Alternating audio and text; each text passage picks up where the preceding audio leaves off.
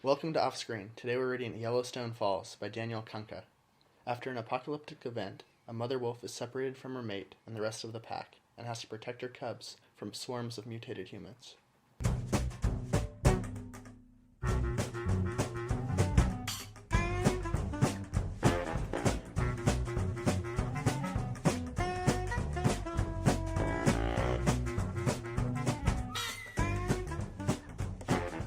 The writer, Daniel Kunka. Kunka? Kunka. I don't know. Yeah. What is that anyway? What? Like, what ethnicity is that? I've never heard that. I don't know. I do know, however, that he sold 5 screenplays to date, one of which has been produced, 12 Blocks, which starred John Cena. John Cena, the wrestling guy. Yeah. I think Daniel Kunka is a wrestling fan, according to his Twitter. Oh. So he must have been really enthused about He must that. have been pretty stoked, yeah. So. But it's like an action thriller type thing? Yeah. Right? I didn't see it. Neither did I. But other screenplays that he sold include Crime of the Century, Agent Ox, Bermuda Triangle, and most recently, this one, Yellowstone Falls, which he reportedly sold for mid-6 figures against high 6 figures. That's what I read, yeah. It's a lot of money. This is that's that Blacklist money, you know? Yeah, well, I feel like he probably already had that swag. I think this actually probably sold before he was on the Blacklist, so I take that back. Yeah. Yeah. And he'd already sold 4 before it, so he was no stranger to I think success. you would have to have something of a reputation to be able to sell a script like this. You think? I think if you went out cold trying to get people to notice you as a writer this is a very noticeable script, but it's so unconventional that I don't think anyone would give you respect We should probably say how you had proved yourself already. It's a 52, 54-page script with very little dialogue. The protagonists, as from the logline, are wolves. Yeah. But I also heard that he was hired to write a movie based on the video game Space Invaders. Right. I saw that as well. I have no idea what they're going to do with that. I mean, Battleship became a movie. That was like super loosely adapted, wasn't it? I didn't see it. It looked like it had Transformers in it. I'm pretty sure for a while Ridley Scott was developing both Candyland and Monopoly, so... That is so dumb. I guess those are board games. This is a video game. Do we know anything else about this guy? He apparently went to USC film school. Okay. He's from the south side of Chicago. He's an avid White Sox fan. This is also from his Twitter. Okay. That's basically all I got. But yeah, we should explain more about this. I can read the actual summary. Go for it, yeah. Springtime in the Yellowstone River Valley. A pack of wolves has found hunting difficult this year. The alpha male resorts to stalking a campsite which is shared paradoxically by a group of hunters and a team of ecologists. While the hunters try to scare the wolf away, an ecologist named Amy instead offers the wolf some of the camp's food supply. The alpha male returns home to the pack victorious, but when he tries to lead the others back the next day, the camp has been torn to shreds. Upon investigating the site, the wolves are attacked by the now zombified campers. The alpha himself falls victim to one of the former hunters, who we'll come to know simply as Asshole. Now at the command of their beta male, the wolf pack readies to leave the valley in a forced migration away from the new threat. Only the former alpha's family remains in the hope that he'll return. But by the time Mama Wolf comes to realize that he's really gone, she and her 3 pups have been left behind. Isolated from the rest of their pack, Mama struggles to feed and protect her children. She's not much of a hunter, and survival in the valley is made even more dangerous by intermittent zombie attacks, called simply predators from here on out. The family barely escapes several of the infected humans by dodging through Yellowstone's unpredictable and powerful geysers, a skill passed down to them from their father. Even so, Mama determines that they must try to reunite with the pack, who were headed into the mountains. Still struggling to hunt, she steals food from the pups from a ranger station on the way, narrowly escaping another predator inside. When they've nearly caught up with the rest of the wolves, a blizzard strikes. Mama and her cubs only survive thanks to the kindness of a still healthy human named Tom. Tom offers them his shed for shelter, gives them some food, and finally sacrifices himself to save them from the predators. At last, reaching the mountain's peak, the predators catch up with Mama and her cubs. With nowhere else to run, she finds a crevice where the family just barely fits. Leading the predators' charge, the asshole hunter gives chase, but when he tries to squeeze into the crevice after them, becomes stuck. Now it's only a matter of time before he freezes to death along with his fellow infected humans. They simply weren't meant to survive in these conditions. When they emerge again from their hiding place, Mama and her cubs are reunited with those from their pack who have survived the journey. The valley's other animals have fled here too. Finally, Amy and the rest of the ecologists find them at the summit, perhaps to preserve them from the spreading human epidemic. The following spring finds Mama returning to the valley with her cubs, much larger now and wiser. Meanwhile, atop the mountain, the asshole hunter begins to unthaw. ... There you go. That's it. There it is. Well written, as always.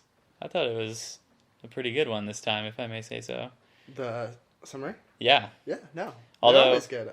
This was a very simple story, which I think helped. Not in a bad way, not simple in a bad way. At least I don't think. Mm-hmm. I did have to leave out the thing about the bear, which I thought was a nice touch. Earlier on, the cubs... Yeah, explain that. Yeah, the cubs... Well, the mama wolf wakes up one morning and her cubs are gone. And she goes and finds them off playing in the woods. And suddenly a bear comes and threatens to, I guess, eat one of them. And the mama wolf steps up and has sort of a face-off with the bear. And then they kind of like reach a mutual understanding, mutual respect, and they back away. Nobody is hurt.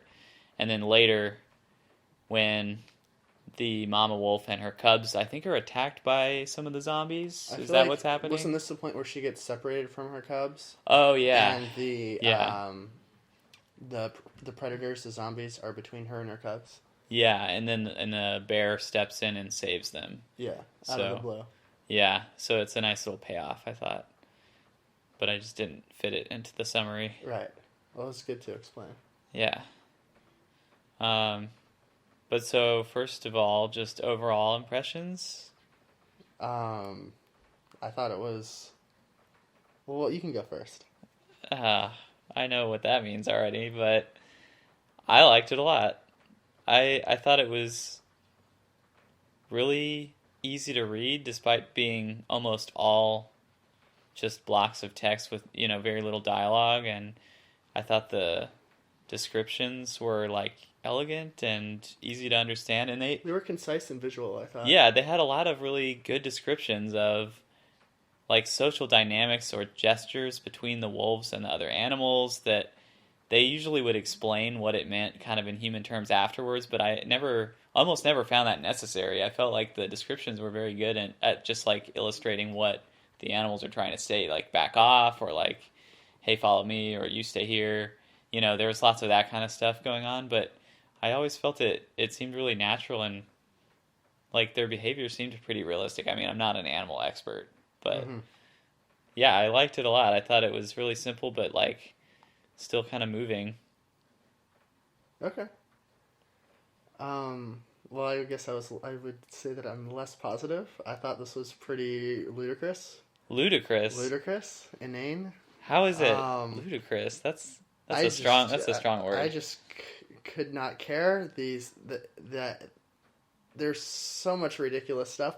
What? Just to go back to the bear example, why is this bear sacrificing itself for these wolves? Why does the bear care what happens to the wolves? Because listen, the animals have started to realize that there is now a common enemy to all of these wild animals. Guess what? There's always been a common enemy for them. It's humans. Why are they just figuring this out now? Because animals don't act that way. But it's a device for the story because, yeah, obviously, I think the zombies are sort of an exaggerated version of what humans already are, sort of just leeching off of the planet and its energy and its supplies and stuff, and I feel like that's a stretch. Not at all. Someone saw that the Grey made a shit ton of money, and someone saw that zombie movies make a ton of money. And we're like, if I put zombies with wolves, Billions of dollars. No. Billions. There's no way that you would think to do that just for the novelty of it. I think that this was a good way to illustrate humans and their impact on the wilderness and on animals, and like the fact that that's such a stretch. No, I don't think it is. That is such a stretch. There were ecologists that come at the end and like ecologists that act nothing like ecologists. No ecologist is going to feed a wolf food.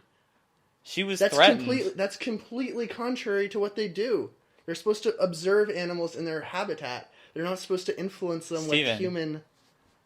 I never thought I have to tell you to lower your voice. You don't have to. I mean, it's not for the levels, but no, just calm down. Like it was not. I will not calm down. It wasn't like it was a normal. These were not normal circumstances. There was a wolf stalking them in their camp. She just wanted to preserve herself and not get attacked, and so she was trying to appease the wolf.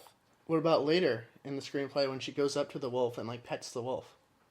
That was after like a bunch of crazy zombie stuff had happened. And if she's at ground zero for the hunters turning, how is she surviving? I don't know. She's smart. Maybe. Anyway. What? So you didn't find the animals' behavior believable either? Never mind the humans. The animal, I don't know. I guess to a degree.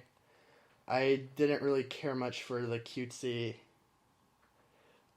Runt and Fluff and Tough playing together, and let's explain first. Those are the names of the three cubs, pups, or pups, yeah. Tough is like the, I guess you were supposed to believe he's going to be like the future alpha male, and then Fluff is a girl who's more into like exploring and curious, and then there's a Runt. Yeah, I feel like there's a lot of anthropomorphism going on, just trying to make the animals into things that are easily related to human beings. I disagree. I think they were, which isn't inherently a problem, but I just think very ineffective here. It felt really intuitive to me, like they were just explaining in human terms what the animals' gestures meant and what they were trying to say to one another, but I didn't even find it was like super necessary for me at times, because the way that they interact, they sometimes will be like nuzzling or like licking or pawing or barking or whatever, and it usually made sense in the context what they were trying to say, and it would explain it just for the benefit of anyone who didn't catch it for whatever reason. But I thought it was literally explained in so many words. There's instances where the screenplay where something would happen and the writer would write, and it was terrifying, and it was cute. I would normally hate that, I know. No. There was one that actually said, like, it's a cute moment. No, there's like 8 that say that. I know, it happens. And by 8, I mean like 15 to 17, to 20 to 25. I would normally be against that, but I feel like this being animals, there's no dialogue, which, even dialogue, you're not supposed to be expositional. You're supposed to be able to show, not tell, these type of things. I don't know, it worked on me. It still felt natural to me. Like, you had to do a lot of interpreting anyway, so I think it was helpful. But their level of interpretation amounts to, like, mama pup, like, licking the other pup. Like, that's like 30 times. So over the course of this movie, that's going to happen like 30 times. They're not going to show, we're going to have to infer ourselves that it was cute, or that it happened after a terrifying moment, but the lick is going to be the same. And even if we are able to infer exactly what she's communicating by grabbing her pup by the scruff of his neck and like tossing him around all cute, like, it's still going to be the same gesture over and over and over again. I think that is helpful. It lets you start to learn the language. But it's like a language made up of... It's a simple language, but they're simple animals. They're not as smart as us. I know, the screenplay twice says, and there was no way that Mom knew this about Assel, or Assel knew this about Mom, but somehow they both knew that thing. Because, I think primarily those instances were when the asshole hunter confronts the mom, and the mom doesn't realize this is the actual guy that killed the alpha male, her husband. But they have some kind of understanding and they realize they are like what is that mortal enemies. They're mortal enemies. I think even if she doesn't know this is the one that did it, that's what he represents to her. Why is he so hell-bent on killing that wolf instead of all of the like herds of buffalo that are out there? I think you have to go with it that these two just encounter each other by chance a few times, and that is enough to make her recognize him. And the fact that he is the one that she recognizes means that he comes to represent all of the zombies and therefore the death of her husband, and that's why they have this understanding as mortal enemies. I mean, okay. I thought it was fine. Okay. I think you have to. I think they just want a villain. Well, I mean, yeah, it's a bit of a conceit for the story, but I think you have to let him have that. They can't call him anything beyond asshole. I think that also puts you in the mentality of the animals a little bit. They don't understand names, and he's just an asshole anyway. That's what he was. I thought it did a good job of putting me in the mind space of these animals. Okay, I never got into that mind space, I guess.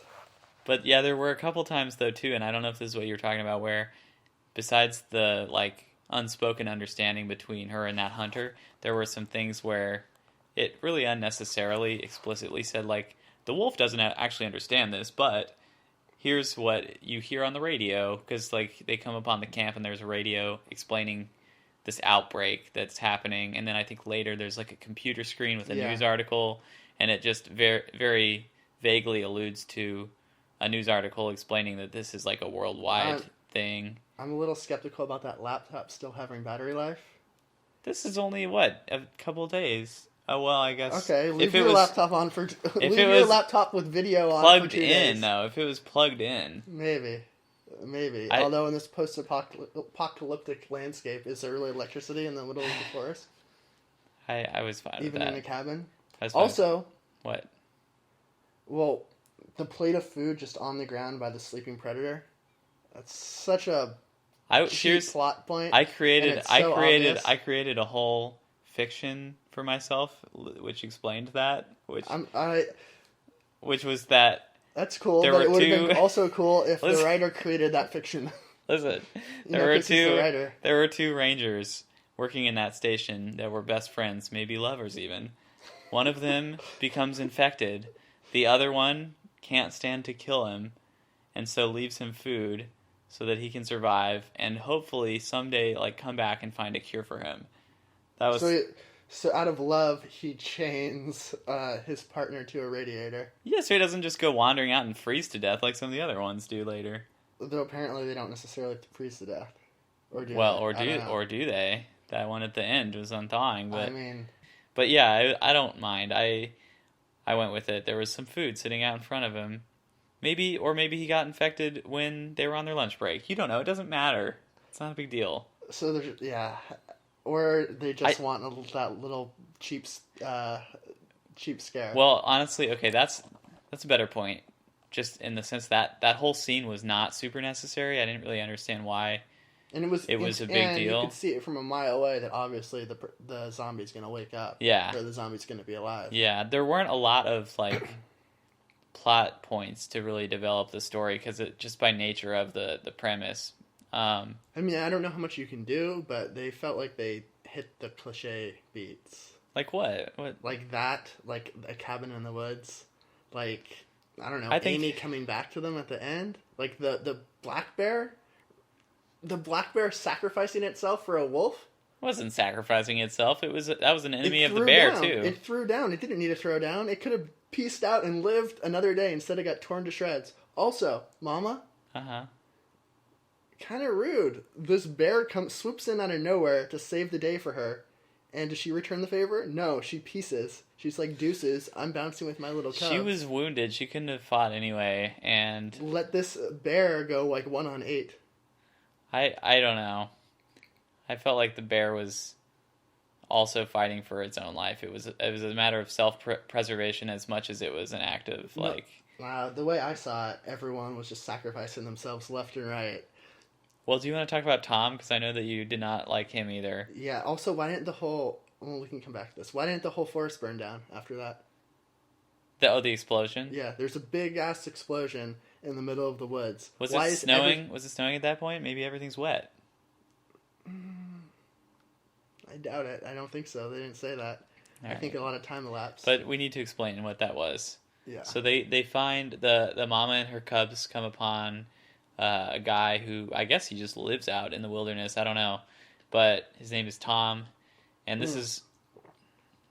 He came from the city. He had a wife. Oh, yeah. He followed the news, said to find higher ground. Yeah, like that. That's right. I forgot about that.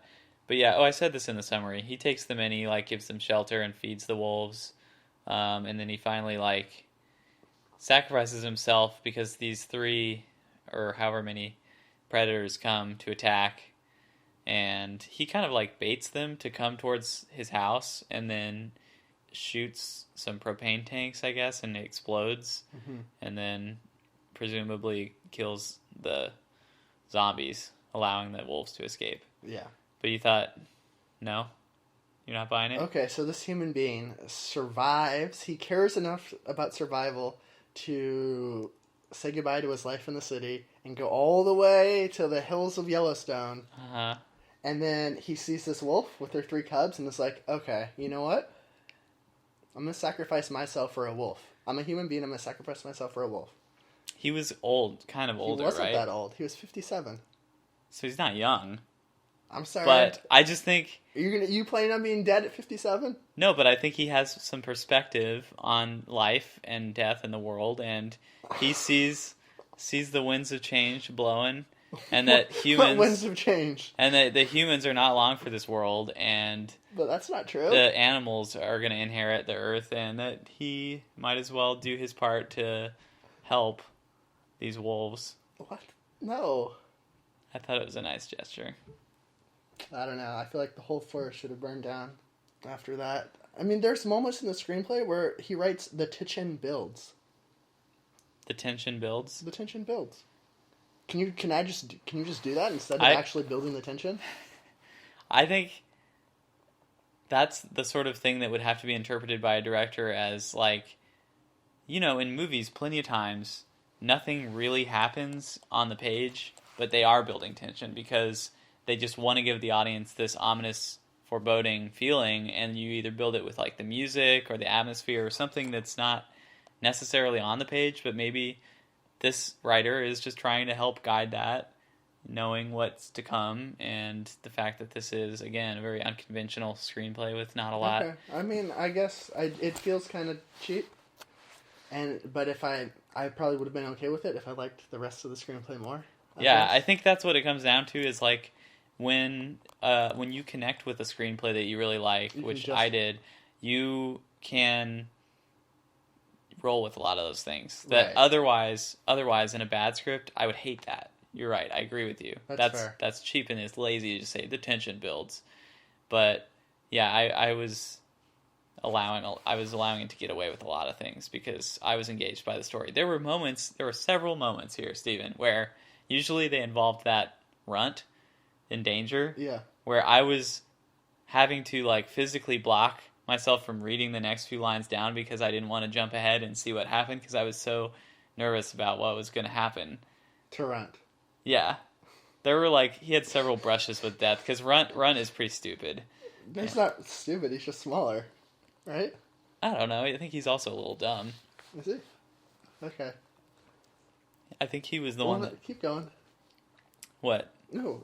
There were a couple times where they were trying to jump across a gap, and it was always Runt that was holding them back, and they might have to...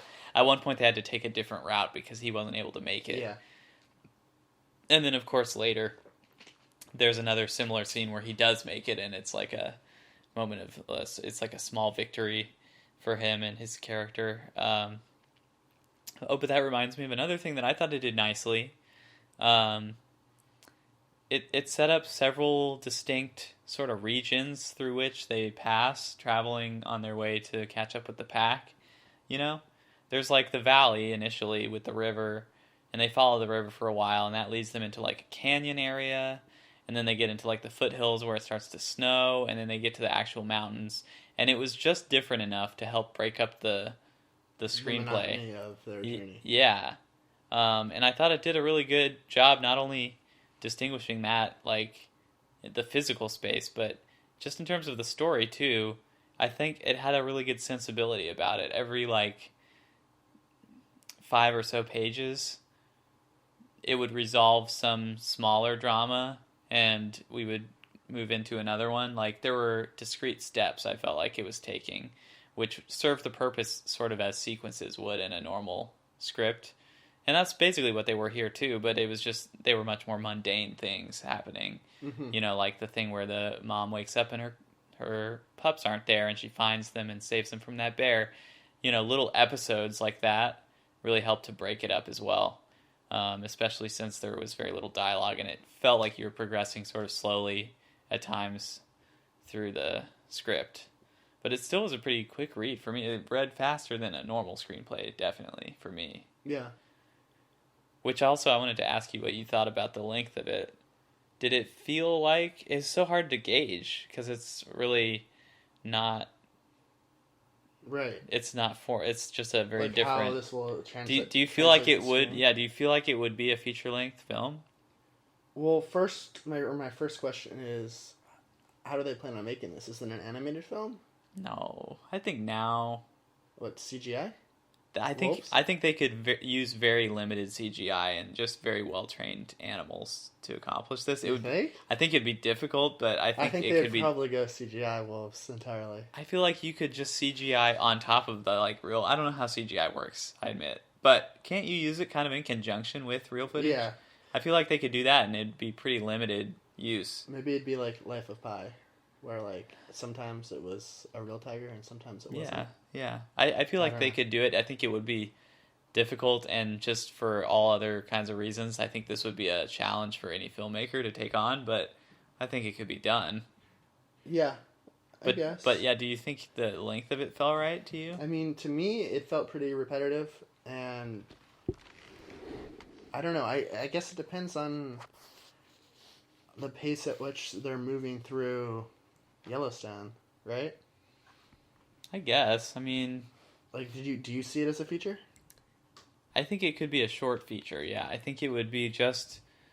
Like an 80, 90-minute movie. Yeah. Yeah, I think that's fair. And I think if it were any longer than that, it would really drag. What did you think of the pine cone thing? I thought it was stupid. I thought the pine cone thing was stupid. I thought that was like...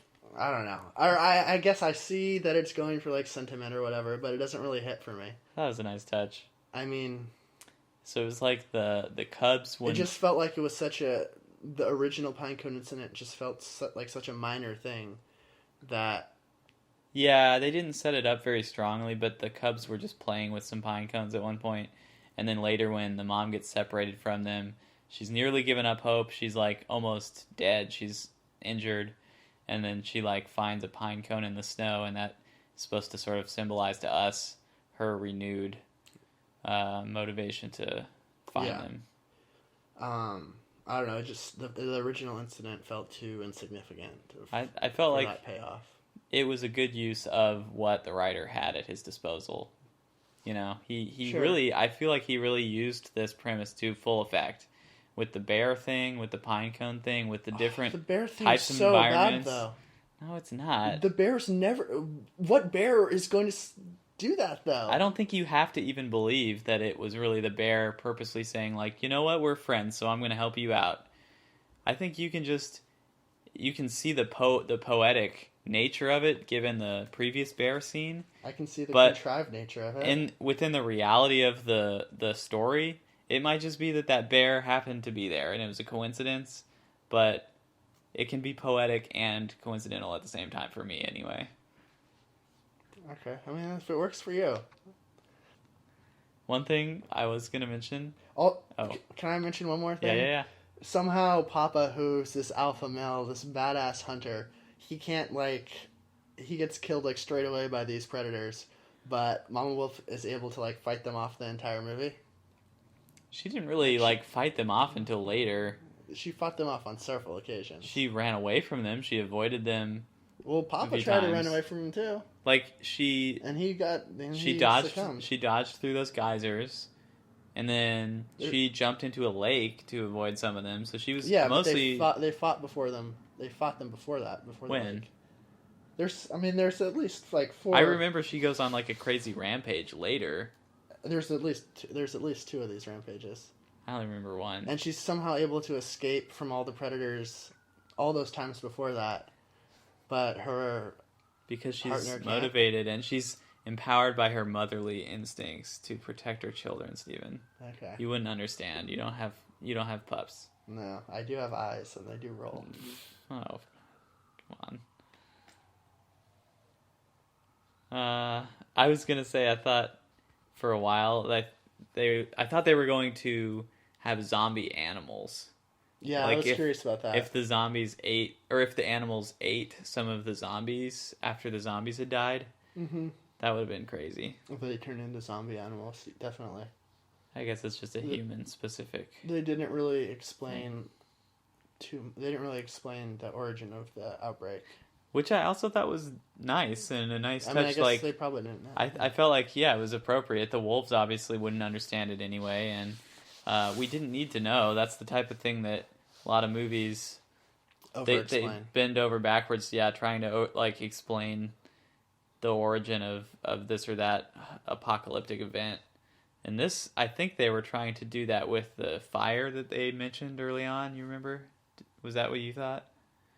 You remember when they were talking, they had a scene with the campers, and the campers were talking, and there were already some reports on the radio or something, I think, about how there was this outbreak. But at the same time, some helicopters flew over, and they were heading towards a fire.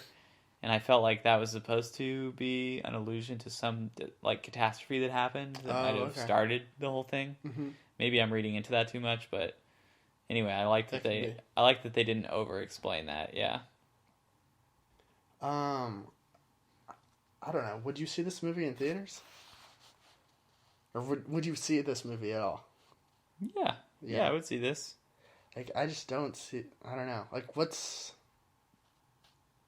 It's I just don't see the point. Compelling in the same, or in a similar way anyway, to, nature documentaries or those shows where they follow... Well, let's not go too crazy about comparing it to, nature. Capital N nature. It's not like Planet Earth. But, those shows where they specifically follow one family of animals, and you watch generations come and go. African Cats, the Disney movie. Well, I didn't see that, but sure. It was dreadful. But you know what kind of shows sometimes? I've seen TV shows. I know what you're talking about. I'm just saying, if there's an audience... National Geographic shows. Yeah, I'm just saying if there's an audience for that, I think there's a similar audience for this. I think it would be engaging. Okay. What do you say then? Are you going to pass on both of these, the writer and the script? What do you think? Yeah, I am. Really? Yeah. I was going to give this my first recommend on the writer. Okay. Maybe that's bold to say because go for it. I would still be very curious to see how this writer would handle a more conventional story. I mean, he's obviously had a lot of success. Yeah. He's sold 5 screenplays at least. Sure. But even just judging only on this script, mm-hmm. I think I would consider the script, and I would recommend the writer. Okay, that's cool. Now you're on the board with the recommends. Does it feel good? That's the first one. What did you recommend? Oh, was it the writer for Manchester? I definitely recommended both the screenplay and the writer for Manchester. Did you really, for both? Yeah. Sorry for all the negativity, but... Don't be sorry. Can't help it. You're just keeping it real. Just keeping it real, keeping it 100. Which is what we're about on Off Screen. Alright.